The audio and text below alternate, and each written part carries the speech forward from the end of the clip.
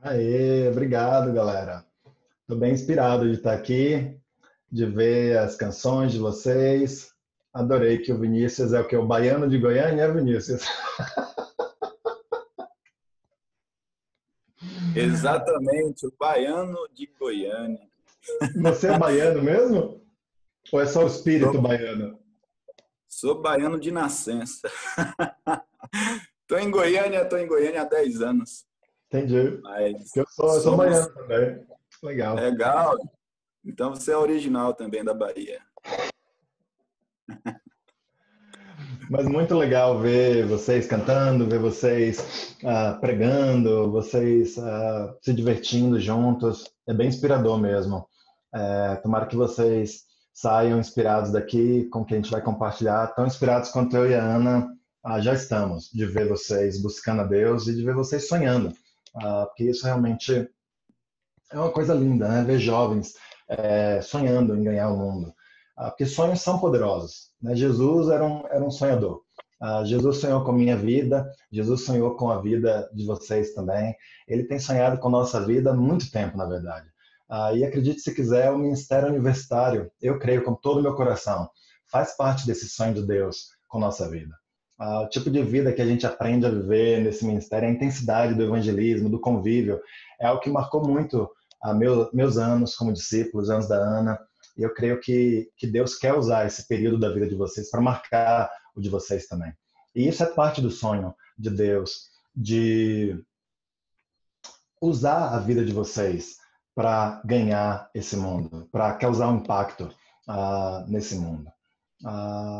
Quando Jesus falou, vão a todos os povos do mundo e façam com que sejam meus seguidores, batizando esses seguidores em nome do Pai, do Filho e do Espírito Santo, e ensinando-os a obedecer a tudo o que eu tenho ordenado a vocês. E lembrem disso, eu estou com vocês todos os dias até o fim dos tempos. Jesus tinha um plano para evangelizar esse mundo. Ele tinha um sonho. Começou com alguns poucos homens e poucas mulheres. Aí cresceu para 12 durante o ministério dele. Depois, ainda durante o ministério, cresceu para 72. Depois, para algumas poucas centenas de seguidores na Galileia. Aí se espalhou para a Judéia, por Samaria, pelo resto do Império Romano. E menos que 30 anos depois de Jesus voltar a estar com Deus, Paulo pôde escrever o seguinte, está lá em Colossenses capítulo 1. Essa boa notícia que vocês receberam está trazendo muitas bênçãos e vai se espalhando pelo mundo inteiro. E foi isso mesmo que aconteceu com vocês, desde o dia em que pela primeira vez ouviram falar a respeito da graça de Deus e a conheceram de verdade. E é incrível ver hoje, há 2000 anos depois, você viaja pelo mundo e você sabe que na maioria dos lugares do mundo a mensagem de Deus está sendo pregada. Eu não sei quantos de vocês ficaram sabendo, mas foi batizado um brasileiro que está lá na China. Uns discípulos aqui estudaram com ele lá, junto com discípulos lá da China. 3 línguas sendo faladas, inglês, chinês e mandarim e português. Tem um outro discípulo, um brasileiro, quer dizer, que está lá em Londres, que está estudando a Bíblia com um discípulo lá de Londres e que um brasileiro está participando desse estudo. E eu fico pensando, se a Torre de Babel, lá em Gênesis, foi a disciplina de Deus com relação ao orgulho do homem, e Pentecostes, então, foi a reversão dessa disciplina. Né? Quando Deus dividiu os homens e as mulheres em línguas para que eles não pudessem entender um ao outro, em Pentecostes, a gente começou a falar uma língua só. E hoje eu creio que a gente está vivendo na plenitude desses tempos. As barreiras de língua nunca foram tão pequenas como elas são hoje. E a gente pode se comunicar por meio da tecnologia e com auxílio da tecnologia, mais do que talvez a gente jamais pôde se comunicar desde que a Torre de Babel aconteceu. Eu fico pensando também, não sei quantos de vocês sabem, mas ano passado fez 50 anos que o homem pisou na Lua pela primeira vez, em 1969. Né? Foi um pequeno passo para o homem, né? Era o slogan americano, mas um grande passo para a humanidade. E de várias maneiras, o mundo não tem sido mais o mesmo desde então. E eu fico pensando na minha vida. Né? Meu pequeno passo aconteceu lá em 31 de agosto de 99. Fiz 20 anos de cristão no ano passado. E desde então, meu mundo não tem sido mais o mesmo também. Eu estava no meu primeiro ano do mestrado lá na USP. Eu tinha feito faculdade na Nova Zelândia, passei 4 anos lá, e aí voltei Eu morava numa república perto da entrada 3 ali da USP, para quem conhece. Eu estava estudando na USP, na verdade, esperando. Eu fui fazer um mestrado lá para esperar a namorada que eu tinha na época terminar o curso dela de graduação, porque eu ia me casar com ela e eu ia voltá-la para Nova Zelândia, a terra dos elfos mágicos, felizes para sempre, e lá eu ia morar numa casinha no meio de uma floresta com meus filhos. Eu fui convidado lá na USP pela primeira vez por um estudante bicho, né, um calouro da matemática. Ele tinha um corte de cabelo meio punk, e depois disso eu fui convidado 2 vezes depois. Isso num campus com mais de 50 mil pessoas. E isso em 3 meses, num espaço de 3 meses. E aí, ao estudar a Bíblia por 13 dias, eu tomei a decisão numa terça-noite de ser batizado. Que foi o produto do trabalho do Espírito Santo, de Jesus, da Escritura, e também de alguns poucos homens que tinham decidido levar a Bíblia a sério em suas vidas. Homens que estavam comprometidos em viver da forma como Jesus tinha vivido, a ter uma fé de que Jesus não é apenas para ser admirado por seus ensinos, mas que ele é para ser imitado em suas ações. Homens que tinham a ousadia de crer que no mundo que continua cheio de ídolos, as pessoas ainda desejam essa mensagem que Jesus pregou. E o plano do ministério universitário do qual eu fazia parte era bem simples. Em vez de salvar pessoas ali e aí tirar elas do habitat natural delas e levar elas para um ambiente mais seguro, mais religioso, uma igreja, e ficar lá na igreja, o plano era, não, você é batizado e você fica aqui. E a gente vai viver como discípulos aqui, no meio dessas trevas nas quais a gente vive, e a gente vai fazer nossa luz brilhar aqui, nesse lugar. E por isso, essa aula aqui hoje tem esse título, né? Introdução ao Ministério Universitário. Que eu e a Ana, a gente queria descrever um pouquinho para vocês como foi o ministério do qual que a gente conheceu quando se tornou discípulos. Bem, o primeiro ministério universitário sobre o qual a gente lê na Bíblia, alguém sabe onde está? Você acha que tem ministério universitário na Bíblia? Atos 19. Mestre da lei, que orgulho. Paulo chega lá na cidade de Éfeso e depois de umas controvérsias lá, a gente lê o seguinte, está lá em Atos 19, no versículos 8 a 9. Diz o seguinte, durante 3 meses, Paulo foi à sinagoga e falou com coragem ao povo. Ele conversava com eles e tentava convencê-los a respeito do reino de Deus. Mas alguns eram teimosos, não acreditavam. E em frente de todos, ainda falavam mal do caminho do Senhor. Então, Paulo aqui, como de costume, né? Ele fala com coragem. Paulo entrou na sinagoga e ali falou com liberdade durante 3 meses. E essa expressão aqui, ousada ou com liberdade, significa que Paulo foi honesto, ele foi franco, ele foi confiante, ele falou abertamente, sem rodeio, sem restrição. Ou seja, ele foi ousado. Não é ser sem amor, mas falar com coragem.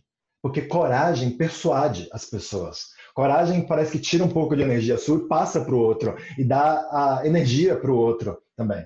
E um dos alvos dos discípulos nossos, obviamente, é aprender a ser persuasivo. Saber o porquê da nossa fé. Além de ter paixão, saber dar resposta aos outros. Isso fala lá em 1 Pedro 3, versículo 15. É um mandamento, na verdade, que a gente deveria ser capaz de dar resposta a quem pensa de forma diferente da nossa. Ter compaixão também pelos outros, que supera qualquer constrangimento que a gente possa sentir. Por exemplo, chega uma pessoa que é gay e fala, eu não acho que ser gay. A gente pode se sentir constrangido, talvez, ou então chega uma pessoa que tem um estilo de vida muito diferente do nosso e tem uma compaixão que supera qualquer constrangimento que a gente possa sentir de estar diante de alguém que é muito diferente de nós, para que a gente possa alcançar o coração dessa pessoa. Ter paixão, ter entusiasmo, sabe, falar de tal maneira como Paulo e Barnabé falavam, que muitos repensavam suas ideias, só de ouvir aqueles homens ali apaixonados. E aí, porque Paulo falou assim, pessoas começaram a falar mal dele. Então, não se assuste quando pessoas começarem a falar mal de você. Nem sempre é bom quando alguém fala mal de você, é verdade. Mas sempre é ruim quando ninguém fala mal de você. Nem sempre você faz o que é certo. E às vezes você pisa na bola e é por isso que as pessoas estão falando mal de você. Agora, se ninguém está falando mal de você, aí o que você deveria se questionar é, você está tendo sal? Porque se você prega a mensagem de Cristo, alguém vai ficar bravo com você. Alguém vai ficar chateado por você reproduzir essa mensagem. E aí, quando as pessoas começaram a falar mal de Paulo, Paulo vê que os corações deles estavam endurecidos. Olha o que ele faz, continuando aqui em Atos 19:9. Então Paulo abandona a sinagoga, levando os cristãos consigo, e começou a falar diariamente na escola de um homem chamado Tirano. Ele fez isso durante 2 anos, até que todos os moradores da província da Ásia, tanto os judeus como os não-judeus, ouviram a mensagem do Senhor. Então, o que acontece aqui é incrível. Essa escola de Tirano, honestamente, parece ser, e não sou eu que estou dizendo isso, são os estudiosos que estudam isso melhor do que eu, parece ser um centro acadêmico, tipo uma espécie de treinamento, um lugar para onde pessoas de todas as regiões ali da Ásia, não é o continente asiático, né? É o império, a província romana da Ásia, que hoje é mais ou menos ali onde está a Turquia, o ocidente da Turquia. Pessoas daquela região iam para aquela escola de Tirano para buscar conhecimento, para buscar treinamento, para depois voltar para suas cidades e poderem exercer funções de governo e ser parte da nobreza, não nobreza né, no sentido de rei, mas da elite. E aí Paulo passa todos os dias naquela escola durante 2 anos. Radical. E o que acontece? Os judeus que iam frequentar aquela escola, eles terminam seu treinamento, eles voltam para suas cidades natais, muitos deles tinham se convertido ao ouvir Paulo, e eles já tinham ouvido, outros já tinham ouvido a respeito da religião nova, do evangelho, e eles voltavam e compartilhavam sobre isso com seus familiares, seus amigos, seus colegas, de modo que a Bíblia ensina que todos os judeus e os gregos que viviam na província da Ásia ouviram a palavra do Senhor. Não que todo mundo se converteu, não é isso que fala. Fala que eles ouviram a respeito, eles começaram a entender o que era o cristianismo. E hoje, qual é o lugar, na sua opinião, que mais se assemelha a essa escola de Tirano aqui?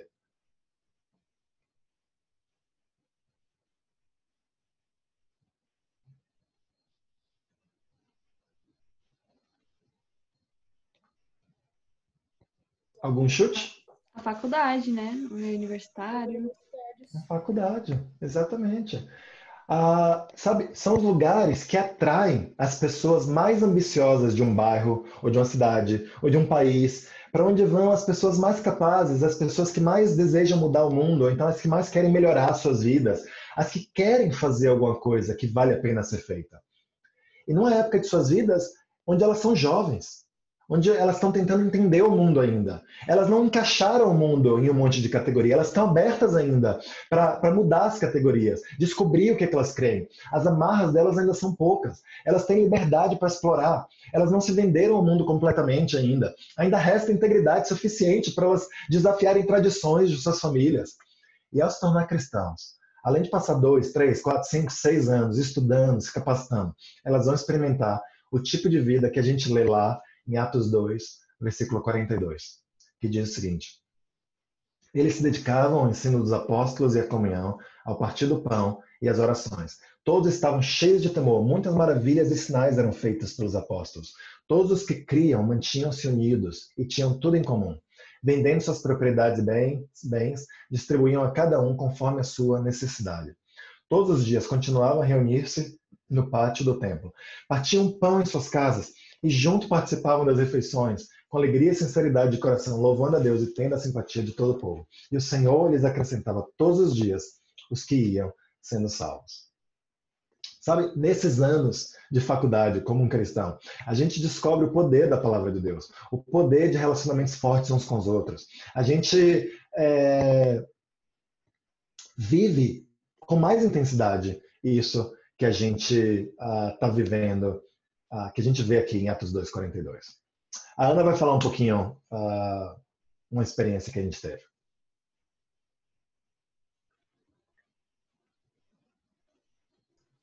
Chu? Vou falar da minha conversão, né? É isso, né? Você está seguindo aqui em 2011 ou você vai mudar? Lembra, você que ia falar essa parte. Eu ia falar o que começa com Caio e Ana. Tá bom, eu posso falar. Mas tudo bem, eu posso pular isso daqui. Fala da sua conversão, então. Então tá. Bom, eu vou contar um pouco sobre como eu fui convertida. A minha história é um pouco diferente da do Jorge, porque eu não fui convertida no campus, um monte de outros universitários. Eu fui convertida na Faculdade de Direito da Universidade de São Paulo também, mas é num campus que é separado e que é menor.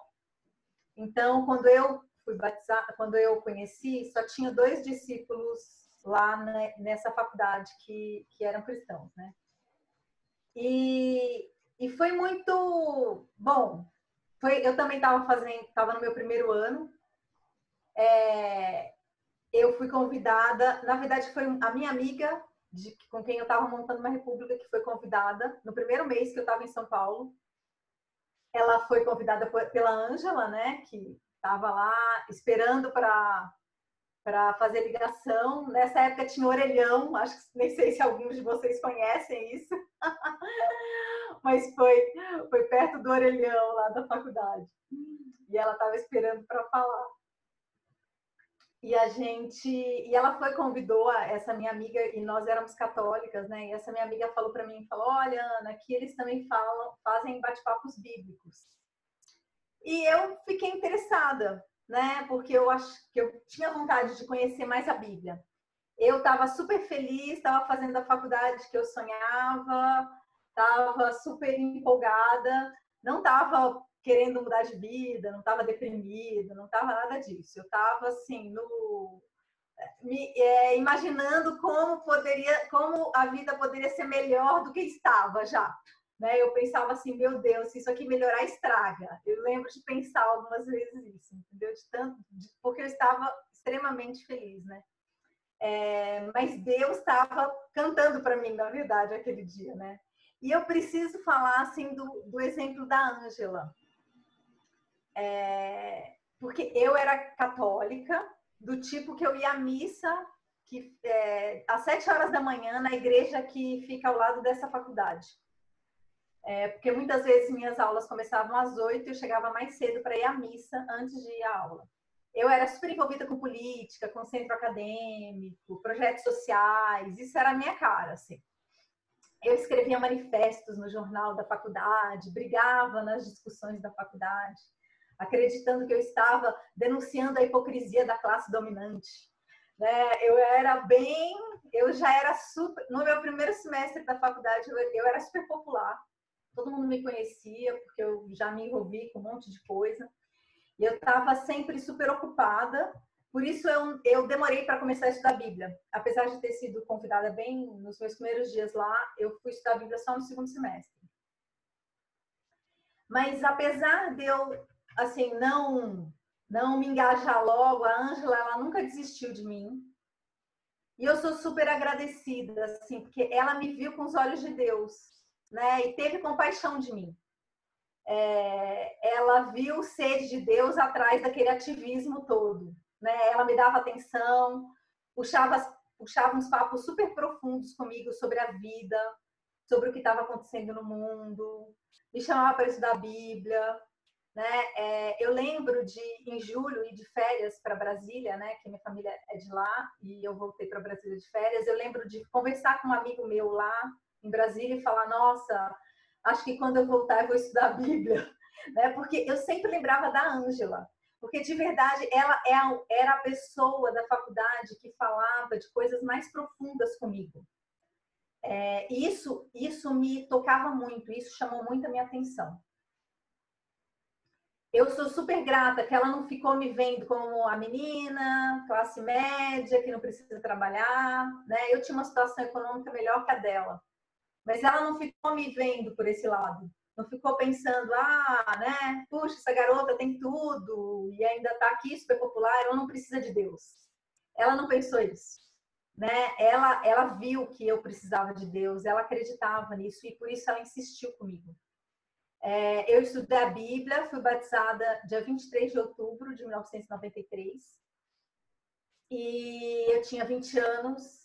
Eu não trabalhava, só fazia faculdade e por isso foi incrível, né? Tive bastante tempo para aprender, para ler a Bíblia, para orar, para estudar a Bíblia com outras pessoas, ouvir aulas, ler livros cristãos, fazer muita amizade, construir convicções bem firmes, né, na palavra de Deus, refletir muito sobre os desafios do meu caráter. E isso tudo foi incrível para mim. Eu sou super agradecida de ter tido essa oportunidade. Eu fico super animada de ver tantos cristãos aqui, né? Eu sei que muitos de vocês são novos, né? Alguns de vocês não têm nem um ano de cristãos aqui. E eu acho que isso é uma oportunidade incrível, né? Eu fico super animada de ver a vida de vocês e também grata pela vida da Ângela, né? Hoje eu até mandei uma mensagem para ela agradecendo ela, né? Quando eu fiquei pensando em dar essa aula para vocês, porque hoje ela não está mais na igreja, ela está em outra igreja, ela não está mais na nossa igreja. Mas eu admiro muito, porque ela tem muita convicção sobre evangelismo. E eu queria compartilhar com vocês uma escritura que me lembra muito ela e a maneira e o exemplo que ela deixou para mim. Que fica lá em 1 João 2, de 5 a 6, né? Que ele fala assim, mas se alguém obedece à sua palavra, nele verdadeiramente o amor de Deus está aperfeiçoado. Desta forma, sabemos que estamos nele. Aquele que afirma que permanece nele deve andar como ele andou. E eu adoro essa escritura. Essa escritura já me ajudou muito a tomar decisões na minha vida, né? De pensar assim, puxa, o que Jesus faria, né? Como viver mais como Jesus. E é uma escritura que tem me guiado muito. E quando eu penso na Ângela, em como ela vivia lá na faculdade, isso também me chama atenção, né? Ela era de uma família mais simples, teve uma oportunidade incrível de estudar na USP, coisa que os pais dela nem fizeram faculdade. E ela podia estar super, né, preocupada só em construir a carreira dela e ganhar dinheiro e cuidar da vida dela. E de verdade ela era uma ótima aluna, mas ela não estava lá só para isso, né? Ela evangelizava pra caramba, ela fazia bate-papos bíblicos, ela estudava a Bíblia com as pessoas. Quando eu fui batizada, ela tinha 3 estudos bíblicos lá na faculdade, né? Inclusive eu entrei junto com ela depois. Eu lembro que eu estudei a Bíblia com uma judia. E com muitas pessoas super interessantes. Ela estava sempre super envolvida assim com o evangelismo e isso foi um grande exemplo que ela deixou para mim. Eu acho que muitas vezes a gente pode entrar na faculdade, entrar na igreja e se concentrar às vezes em ficar com os nossos amigos, né, em cuidar da nossa vida, ter uma vida certinha, né? E tudo isso é legal, né? E eu acho que Deus tem muitas bênçãos para nós e Ele deseja, né, que a gente, sei lá, se case, né? Namore, se case, tenha filhos, construa nossa vida, que a gente possa ter um bom trabalho, sermos bons trabalhadores lá, né? Mas eu acredito muito assim que é vivendo como Jesus viveu mesmo, que a gente vai não só honrar e mostrar nossa gratidão a Deus, mas também conhecer mais a Deus. E eu acho que isso é a maior riqueza que a gente tem. E eu acho que pensando aqui nos preguinhos do Mustache, né? Eu acho que cada vez que a gente se envolve na vida de outras pessoas e que a gente decide sair do nosso mundinho, né? E se doar e se sacrificar e fazer mais, né? E viver como Jesus viveu na faculdade, né? Na nossa vida, eu penso que são preguinhos que a gente está batendo lá para firmar a nossa fé mesmo, né? Como ele falou lá dos pregos. Eu acredito muito que são oportunidades da gente realmente construir convicções fortes, que vem muito mais só de você ler, ouvir, mas que vem de você viver, né? Eu sou super agradecida por esse tempo que eu passei na universidade e foram tempos, eu vou dizer para vocês, foram tempos de muitas derrotas. Eu não vou falar para vocês, eu tive vitórias, Mas eu também tive muitas derrotas. Eu evangelizei, estudei a Bíblia com pessoas que eu convidei, que foram batizadas, e pessoas saíram da igreja. Eu namorei, não deu certo, terminei. Muitas coisas assim que eu acho que talvez derrotas não são a palavra melhor, né? Mas eu vivi muitas coisas que não pareciam muito empolgantes, que não são aquelas notícias que você mais quer receber, mas que eu acho que também me ajudaram muito a crescer, a entender o que era realmente perseverar e me ajudou a purificar a minha fé, né? O meu desejo de fazer algo também, algo para Deus e por gratidão a Deus. Eu quero muito encorajar vocês assim, a terem muita visão pelos seus amigos da faculdade e não se enganarem, né? Que, assim, ainda que eles tenham muitas possibilidades, né? Porque muitas vezes a gente vai lá na universidade, vê nossos colegas trabalhando em estágios legais e construindo e fazendo trabalhos para a faculdade, ganhando prêmios, etc. e tal, né? Alegres, sorridentes, namorando, saindo, viajando, né? Mas eu tenho certeza, assim, que independente de como eles aparentam, Satanás está trabalhando para roubar todos esses sorrisos deles, né? E não são esses talentos que eles têm e todas essas possibilidades que eles têm no mundo que vão salvá-los, viu? De suicídio, depressão, divórcio, envolvimento com corrupção, endurecimento do coração, tristeza, né? Eu falo isso porque, assim, isso aconteceu com muitos dos meus colegas de faculdade. Né? Hoje eu tenho quase 50 anos e foi isso que já aconteceu. Alguns deles já morreram, né? Porque se suicidaram ou têm questões emocionais, ou se divorciaram, ou já os vi, entendeu? Envolvidos com coisas que não são, com corrupção e com coisas assim. Mas Deus quer salvá-los, né? E Deus quer ajudar você, quer usar vocês. Eu quero muito encorajar vocês, assim, a aproveitar esse tempo, né? Para crescer muito, assim, para construir muito da fé de vocês, vivendo intensamente, né? Como Jesus viveu. Eu queria só terminar lendo o versículo, que é o versículo que eu coloquei no meu convite de casamento, que é Efésios 3:20.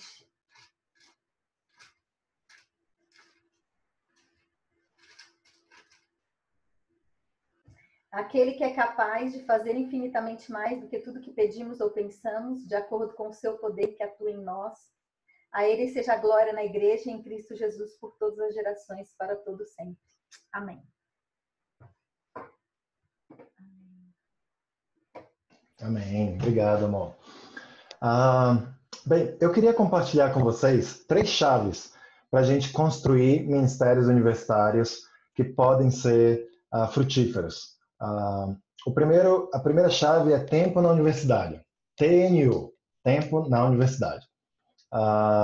Isso tem a ver com o nosso trabalho. A segunda chave é salve os calouros. SOC. Seria a nossa estratégia. E a terceira chave é suplique por ossos secos. SOS. Essa é a parte sobrenatural. Então vamos falar primeiro da primeira. O TNU. Passe tempo na universidade. Bem, quando você é universitário, a maioria de vocês aqui, né? A vida não é exatamente assim glamourosa, né? Você tem tempo, mas você não tem dinheiro. Geralmente você precisa dividir um quarto e um banheiro com outros caras, a não ser que você mora com seus pais ainda. Você tem que comer uma comida de um gosto, no mínimo, duvidoso, lá no bandejão. Um amigo meu cantava uma musiquinha, sabe aquela música da Legião Urbana? Será? Aí ele fazia assim, ó. Será que isso é feijão? Será que se eu comer não vou morrer? Será que isso é macarrão? Será que hoje não vai ter purê? E a música ia, mas essa é a parte que eu lembro. Mas de fato era complicado. E a gente pode encarar essa época assim: eu vou fazer o que eu tenho que fazer aqui e eu vou me mandar assim que possível. E eu vou para um lugar mais confortável do que esse lugar daqui. Mas como a Ana falou, isso não seria uma maneira muito sábia de nós cristãos encararmos nosso tempo na universidade. Uma chave para a gente ter um ministério universitário com sucesso é comparecer. É a primeira parte, é ficar lá, é estar presente. Um líder que eu admiro falava: 70% do sucesso em tudo na vida é você comparecer. Ou seja, fica na universidade. Você tem que fazer exercício? Faça lá na universidade. Tem algum lugar lá para você fazer. Você precisa estudar? Não vá para casa. Chama um colega seu. Fica lá na biblioteca do campus. Você precisa comer? Faça isso na universidade. Convida alguém para comer com você. Se senta junto de alguém que está sozinho comendo lá no bandejão, na cara dura. Fala: posso sentar aqui? Faça seu tempo com Deus na universidade. Ache um lugar lá calmo, quieto, para você estar com Deus. Eu sei que alguns de vocês precisam trabalhar, e isso pode ser meio limitante, mas considere se você não pode arrumar um emprego na universidade, algum estágio, alguma vaga de pesquisa. Sabe, ficar muito tempo na universidade é um privilégio. Eu lembro o Otton me convidando para trabalhar para a igreja. O Otton foi o cara que estudou a Bíblia comigo. E aí, 5 meses depois, ele me chamou para liderar um grupo de um ministério universitário, supervisionar um ministério de jovens e um outro bate-papo. Eu falei para ele, me deu um frio na barriga, eu queria dizer sim, mas eu precisava ser honesto. Eu falei: eu não tenho a menor ideia de como liderar.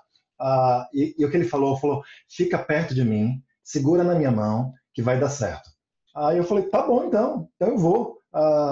Eu entreguei minha vida nas mãos do Otton. Eu permiti que ele influenciasse, moldasse meu caráter, meus hábitos, meus gostos. Eu queria ser influenciado por alguém que tinha alcançado mais coisas espirituais do que eu. Aí eu lembro, alguns meses depois, eu estava lá na minha universidade, era o IME, né, Instituto de Matemática e Estatística, talvez a maior concentração de gente nerd no campus universitário. E eu passava pelos corredores ali, aí eu falava: eu quero achar alguém do mestrado para convidar. E eu entrava numa sala atrás de outra, convidando. As salas de estudo, né, de pesquisa. E finalmente eu achei um cara chamado Arquias. Ele tinha se formado no ITA e estava fazendo mestrado lá em ciência da computação também. A gente estudou, algumas semanas depois o Arquias foi batizado. Depois disso veio o Cadu, o primeiro cara que eu estudei sozinho, que eu pude praticar ali o que eu achava que eu sabia. Depois o Daniel, depois o Alexandre. Eu não tinha muito conhecimento da Bíblia. Eu sabia ali os estudos básicos, eu já tinha memorizado os primeiros, eu queria internalizar essas coisas, mas eu tinha o Espírito Santo e eu tinha muita vontade de acertar. Eu lembro estudando com o Cadu, meu Deus, e eu falava: o Cadu não está quebrantado ainda, não está quebrantado. E eu falava: Cadu, seus pecados.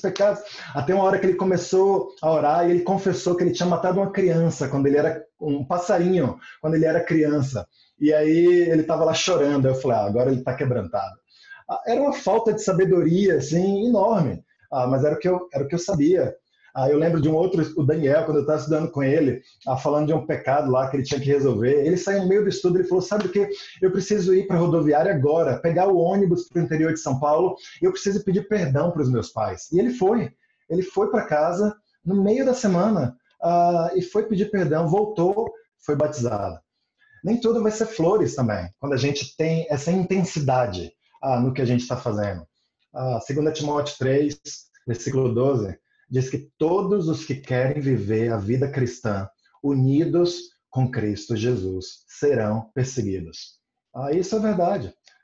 Eu lembro o Arquias, que eu mencionei antes. Ele foi batizado dias depois do batismo dele. A mãe, que era lá de Brasília, quando soube, a mãe era espírita, quando soube que o filho tinha se tornado evangélico, né, cristão, ela pegou um avião, veio aqui para São Paulo, foi lá no culto, quase pegou o menino pelo cabelo, assim, falou assim: quem são vocês para converter meu filhinho? E tirou o menino, falou até contra a gente e foi embora. Nunca mais viu o Arquias. Você não vai ter, nesse período, você não vai ter tanto contato com as pessoas, com as mesmas pessoas de novo, provavelmente nunca mais na sua vida. com exceção do seu cônjuge, se você se casar. Nas aulas, na hora do almoço, na hora de estudar, aproveita esse tempo que você está na universidade. Passe tempo no campus. Deus, ele sonha com a vida desses estudantes que estão lá. Ele deseja que você tenha os mesmos sonhos que Deus tem pela vida deles. Os sonhos que Deus tinha pela sua vida, quando mandou alguém atrás de você, para salvar você. Não se preocupa se os outros vão achar que você é meio maluco, por você ser intenso. Essas pessoas você não vai mais ver. E elas vão passar, e elas não vão significar nada para você. Mas se você for maluco, e por essa intensidade, você converter uma pessoa, essa pessoa vai provavelmente estar na sua vida por muito tempo. Talvez até o fim da vida, talvez por toda a eternidade. Então, de quem é a opinião que a gente vai considerar mais? Daqueles que a gente nem vai ver, que vão achar isso, nem se importam com a gente?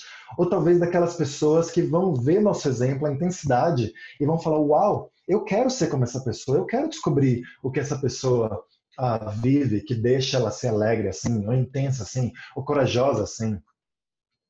Eu lembro o Geraldo, como eu falei, foi um garoto punk, ele tinha 17 anos, magrelo, baixinho, eu tenho 1,90 m, né? Não sou fortão, mas a altura intimida, e esse cara era baixo, ele era punk, e ele chegou corajosamente para me convidar.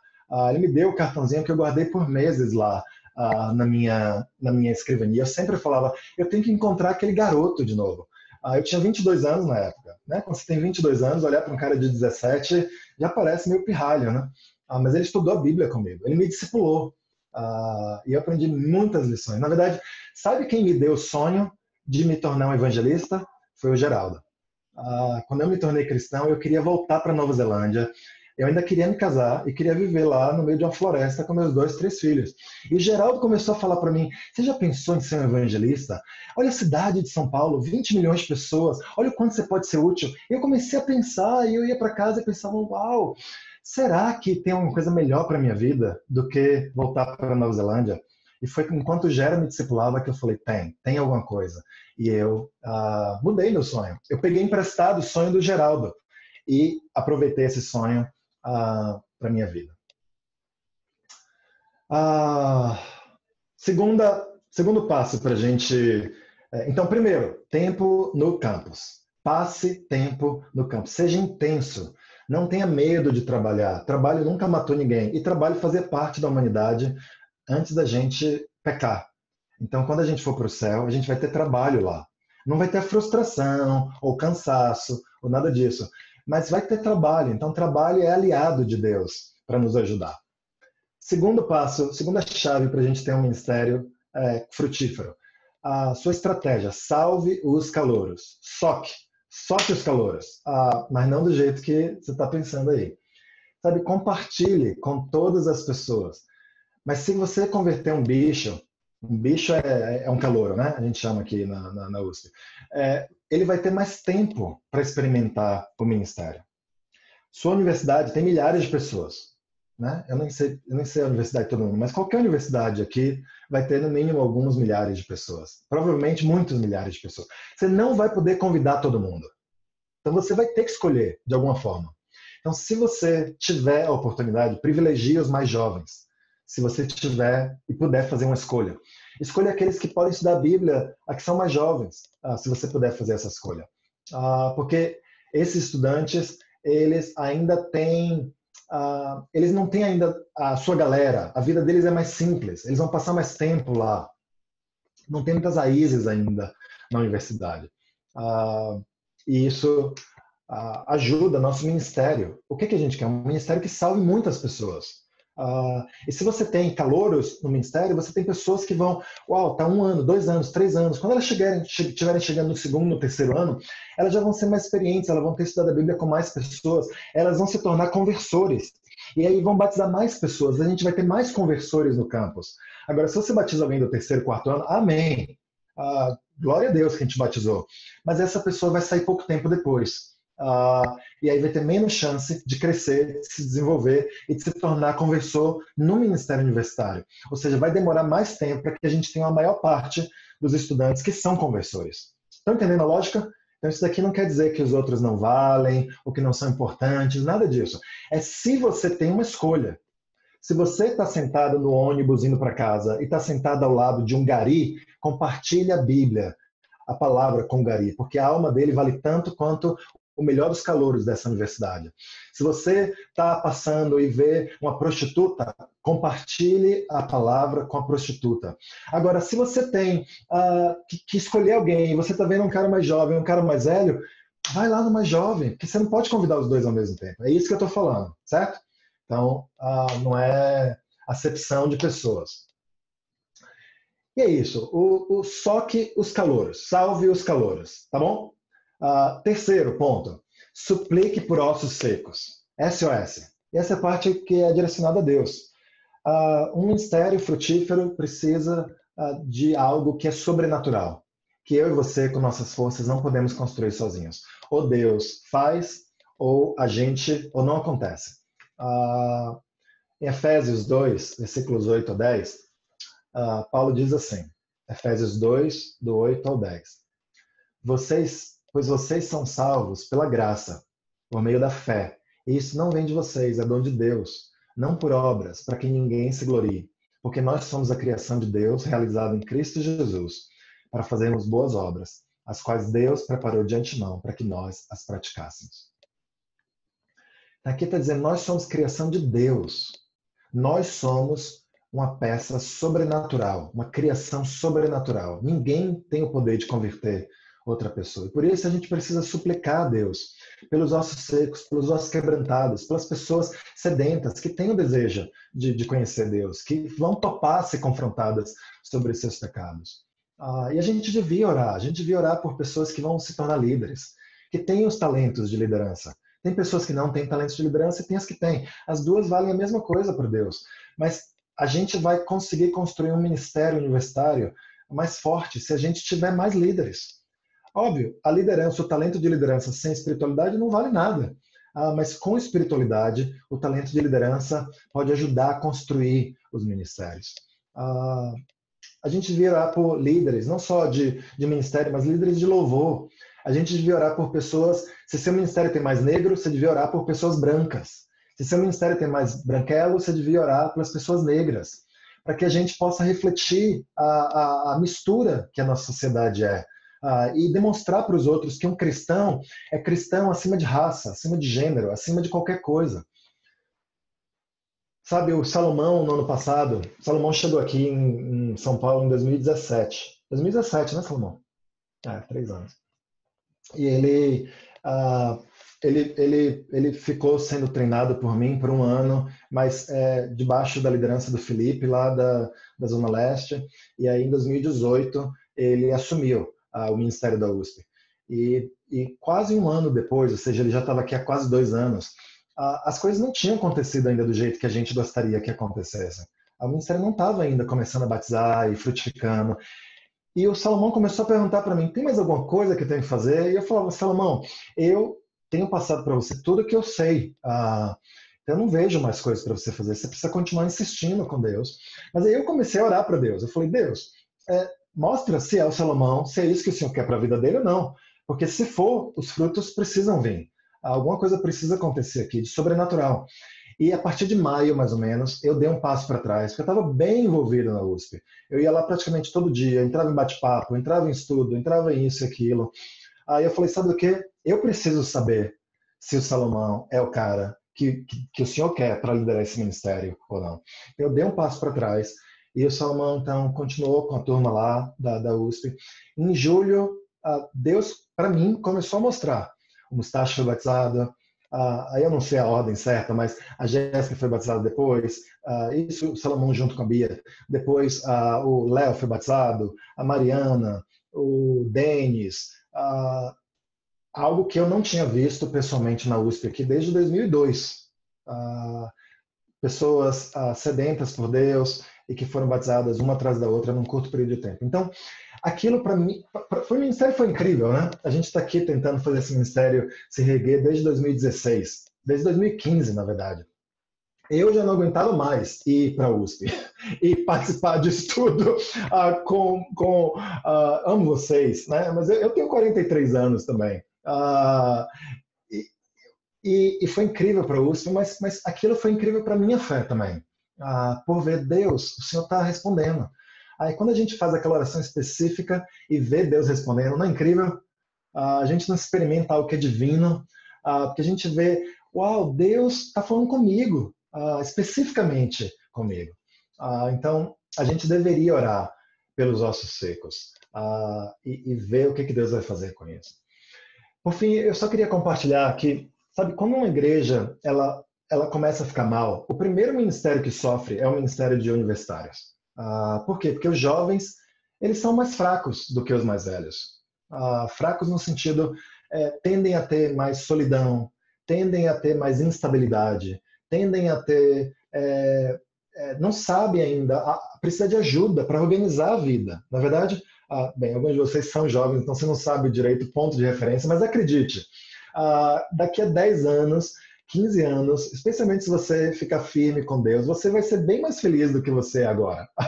Porque as coisas vão se encaixar e você vai ver, uau, que incrível, você vai olhar para trás, vai dar saudade, mas é uma saudade que você fala, eu não quero voltar atrás.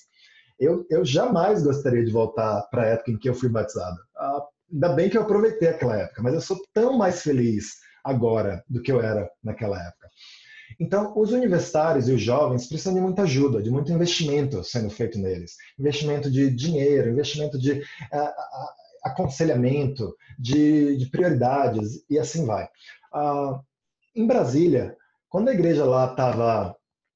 A gente estava se recuperando, todas as igrejas no Brasil estavam se recuperando de uma forma ou de outra de 2003, que foi um baque enorme. E a gente decidiu focalizar de novo no Ministério Universitário. E a gente contratou um casal para trabalhar em tempo integral lá. Mas antes desse casal chegar, eu lembro tentando lá na universidade fazer alguma coisa, começar de novo. Eu tentei com o discípulo X, com o discípulo Y, não deu certo.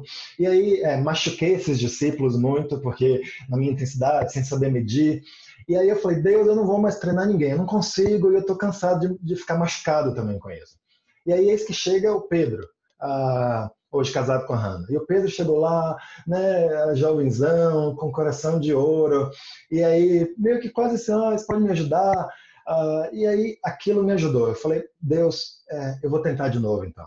E o Pedro tinha um coração generoso o suficiente para perdoar as minhas inconstâncias e meus exageros. E o Pedro começou a crescer. O Pedro começou a trabalhar para a igreja. O Pedro batizou o Hamilton. Quando o John e a Kay chegaram, a gente já tinha essa pequena base lá na universidade, que foi a base que foi usada para a UNB crescer de novo. E nos anos seguintes, vários foram batizados. E aquilo realmente trouxe muita alegria para o nosso coração de ver Deus trabalhando em tudo aquilo. Aqui em São Paulo não tem sido diferente. Apesar de inúmeros esforços nas regiões leste, sul, oeste, que vários outros fizeram ao longo desses anos todos, em 2015, quando a gente chegou aqui na USP, não tinha ainda um ministério aqui, tinha tentativa de se formar esse ministério. E de lá para cá, a gente já tentou tanta coisa, a gente já trouxe irmão da África, a gente já contratou gente dos Estados Unidos, vários que vieram daqui e dali, vários que foram treinados daqui de São Paulo mesmo e de outros lugares. E eu fico pensando em alguns que estão aqui nessa reunião, ou que estão por aí nas regiões, que passaram nesses últimos 3 anos aqui em São Paulo. O Caiana, que estão lá em Ribeirão Preto, o Leandro e a Vânia, a Renata, que está lá em Salvador, a Paula, que está lá no norte, o Israel e a Luana, que estão no norte, o Miquel e a Camila, que estão ajudando o Marcos lá em Belo Horizonte, o Caio Neres, aqui no oeste, o Thiago, que está lá no sul, a Bianca, que agora está vindo para os jovens aqui do oeste, o Luiz Felipe, o Salomão, a Carol, o Daniel Henrique, sabe, quase 20 jovens, e tem vários outros que estão aí, que talvez não estejam liderando especificamente uma coisa, e tem outros de outros lugares que eu estou vendo aqui, que foram treinados lá em Brasília, que estão sendo treinados no Rio, em Goiânia, em Belo Horizonte, em Salvador, mas eu penso que essa turma, vocês, vão mudar as nossas igrejas. E as nossas igrejas vão mudar as nossas cidades. E as nossas cidades vão mudar o nosso país. Eu creio nisso. Eu creio que esse trabalho de se concentrar em vocês por 1 ano, por 2 anos, por 3 anos, por 4 anos, por 5 anos, vale toda a pena. Eu queria inspirar vocês. Eu sei que você está pensando, meu Deus, eu não sei nem como concentrar em mim mesmo, quanto mais nos outros. Mas a verdade é que você aprende a se concentrar em si mesmo, você aprende sobre si mesmo quando você se doa para os outros. Quando você se esvazia a favor de outras pessoas. Por isso eu quero... Você pode pensar, mas eu não tenho a menor ideia de como fazer isso. Começa tentando batizar alguém. É assim que você começa. Se você nunca batizou, seu alvo é: eu vou batizar alguém. Eu vou lutar até ver isso acontecendo. Se você já batizou alguém, se você já tem alguma experiência com isso, aí você vai pegar alguma dessas pessoas para você treinar essa pessoa, para ela crescer, para ela ser mais parecida com você. Você fala, eu não quero que ela seja parecida comigo. Fala, quer sim. Porque você é como Paulo lá diante de Félix e dos outros. Quando ele falou, você está tentando me converter ao cristianismo? E Paulo falou assim, não só você, mas eu quero que todo mundo aqui seja igual a mim, só que sem essas correntes, é claro. Sabe, Paulo tinha uma convicção incrível, e não era porque ele era incrível, é porque ele tinha um espírito incrível dentro dele. Então, obrigado pela oportunidade. Vamos lembrar essas 3 chaves para a gente ter um ministério universitário incrível. Tenho tempo no campus. SOC, salve os calouros. E SOS, suplique por ossos secos. Beleza? Bom estar com vocês.